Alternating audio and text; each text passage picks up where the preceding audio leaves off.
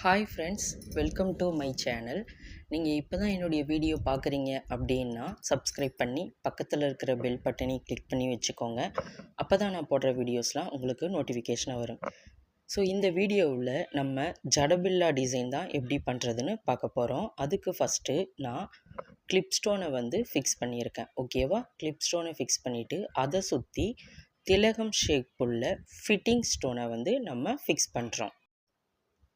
Fitting stone வந்து நம்ம fix பண்ணுறோம். அந்த ஃபிட்டிங் ஸ்டோனை வந்து நான் அந்த திலகம் ஷேப்பு உள்ளதை அந்த ஸ்டோனுக்கு பக்கத்தில் சரியாக ஒட்டினா மாதிரி வந்து நம்ம ஃபிக்ஸ் பண்ணணும்.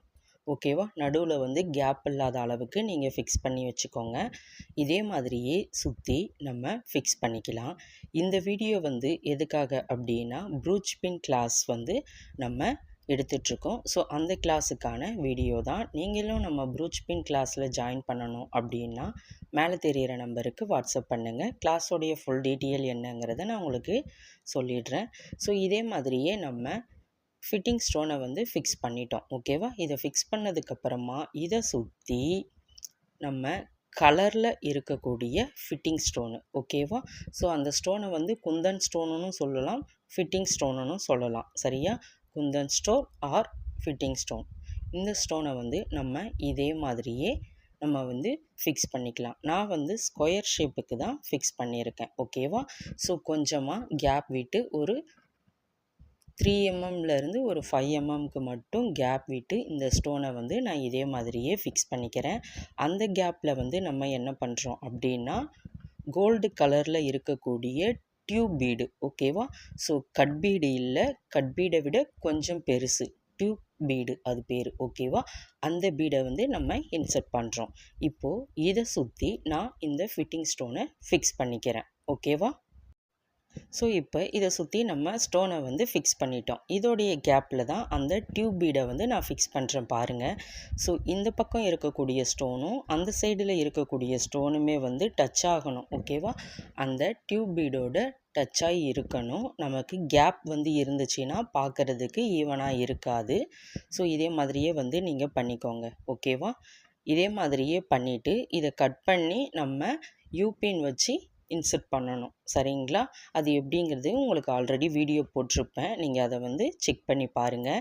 இப்போ எனக்கு இந்த இடத்துல கொஞ்சம் கேப் இருக்குது. சரியா? ஏன்னா ரொம்ப நெருக்கமாக ஸ்டோன் இருக்கிறதுனால நம்ம அந்த ஸ்டோனை வந்து அட்ஜஸ்ட்மெண்ட் பண்ணி ஒர்க் பண்ணணும். ஓகேவா? இப்போ பாருங்கள், அந்த திலகம் ஷேப்போடைய கேப்பில் வந்து நான் 2 mm பீடை வந்து ஃபிக்ஸ் பண்ணியிருக்கேன். ஓகே? ஏன்னா இது வந்து நான் வீடியோ எடுக்கல, வீடியோ வந்து மிஸ் ஆகிடுச்சு. ஸோ அதனால் வந்து 2 mm பீடு வந்து நம்ம ஃபிக்ஸ் பண்ணியிருக்கோம். இதை சுற்றி நான் ஸ்டோன் செயின் வந்து ஃபிக்ஸ் பண்ணிக்கிறேன். ஓகேவா?